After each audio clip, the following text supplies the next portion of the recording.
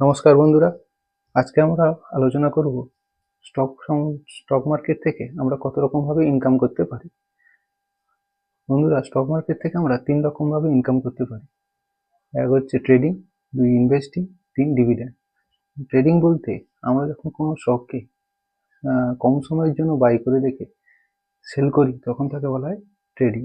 Investing বলতে আমরা যখন কোনো স্টককে বেশি সময়ের জন্য বাই করে রেখে সেল করি, বেশি সময় বলতে এখানে 3 বছর 5 বছর তার বেশি সময়কে বোঝানো হচ্ছে, তখন তাকে ইনভেস্টিং বলা হয়। আর ডিভিডেন্ড বলতে কোনো কোম্পানি যখন তার ব্যবসা থেকে মুনাফা লাভ করে সেই মুনাফা কিছু অংশ শেয়ার হোল্ডারদের মধ্যে ভাগ করে দেয়, তখন তাকে ডিভিডেন্ড বলা হয়।